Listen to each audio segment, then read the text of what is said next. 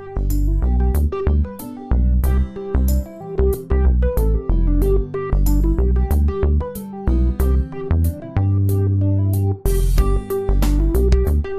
love to cook.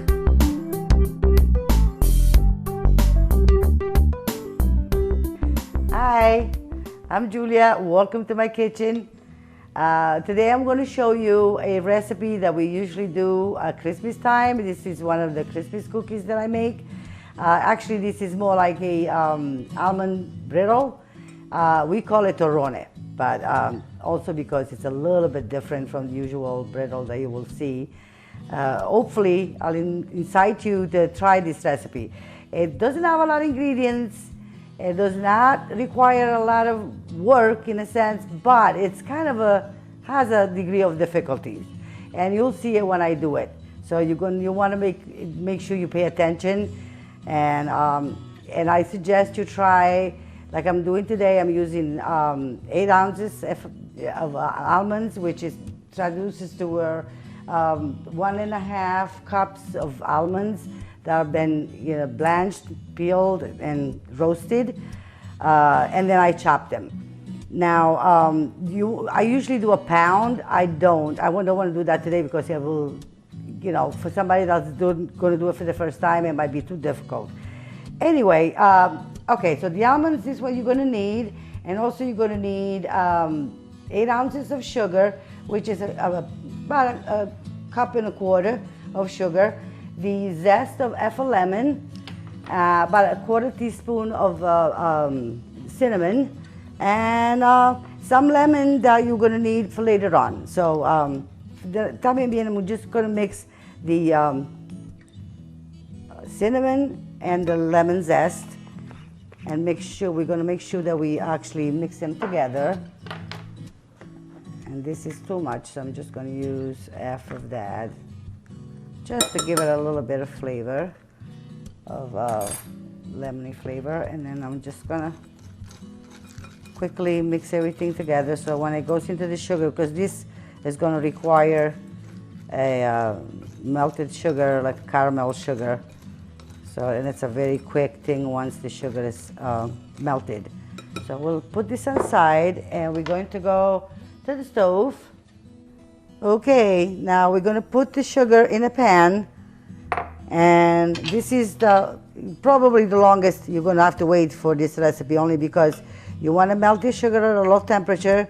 You don't want to move it too much. Obviously, eventually will melt on its own. You don't need water, you don't need anything, just sugar. Basically, this is a caramel, sugar. So we're just going to have to be patient and wait until the sugar melts. Couple of things that you're going to need is the scraper, which I'm going to use to just gather the sugar and the almonds on the table, and also kind of a flat, it has a little bit of a ridges, but not too much of it when we cut it, because it's going to be pretty quickly gets dry and gets very hard. That's the sugar, that hard sugar caramel that you're going to do. And the other thing is, just before we pour the sugar and almonds on the board, we're going to just squeeze some lemon juice and just kind of wet the board. We don't use water in the lemon because of the alcohol content. It evaporates, but it doesn't allow the sugar to stick to the board. So this is what we've been doing for many, many years. So hopefully it's pretty clear, and because I don't know how much time we have to explain all this later, but because it's a quick thing. So I want to make sure I'll tell you all these things. Okay, start melting already, so I'm going to just give it a little bit of swirl, but not too much. It's going to do its own thing. So once this is all melted, it's a matter of like 2 minutes and it's all done. It'll look good.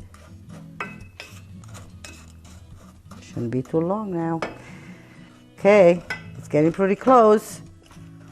Now it's just about a matter of a couple of minutes until all the sugar, all the lumps be gone.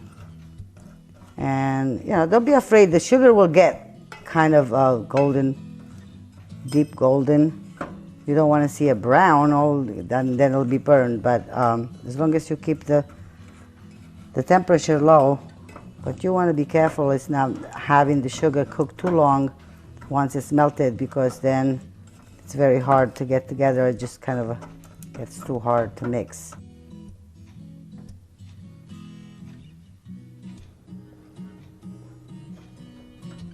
So, all right, look at that. See, now it's getting that beautiful golden. It is basically ready. So a couple of more seconds. I want to make sure that all the granulars. Okay. Come on. And this is the tricky part that's coming, because you want to be really fast. If not, the some of the almonds will be with no sugar, and some of them will have too much. So just lower it a little bit more. Okay, drop everything in as fast as you can. You just mix everything together.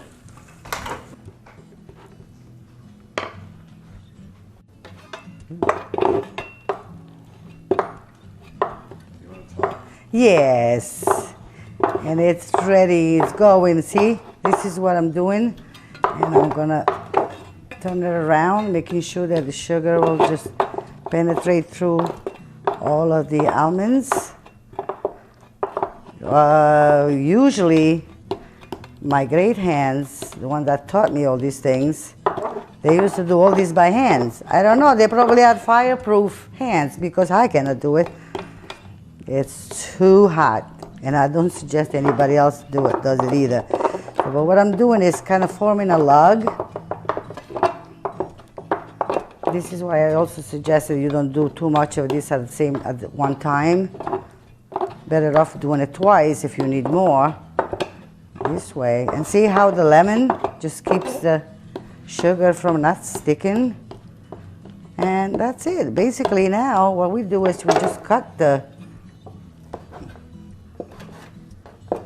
Okay. Okay, it's kind of hot still, but anyway. All right. Woo.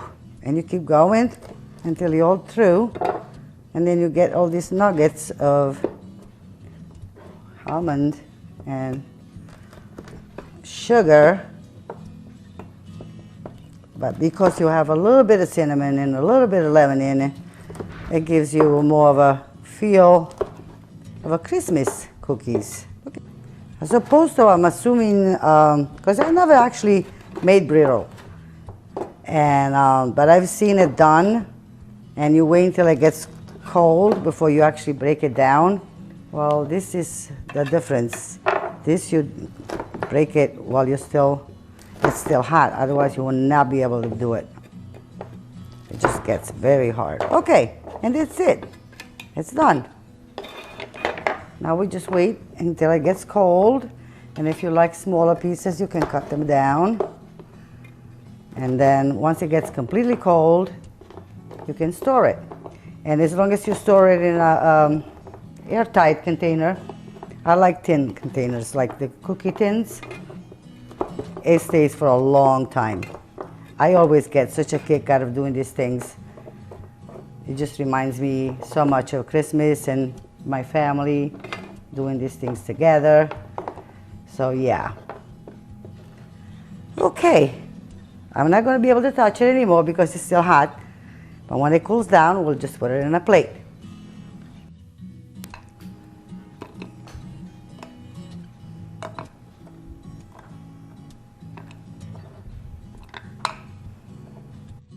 And here we have the beautiful torrone all done and completed. Hopefully didn't look too hard for you. I really do hope that you'll try it, because it really tastes delicious. And see you next time.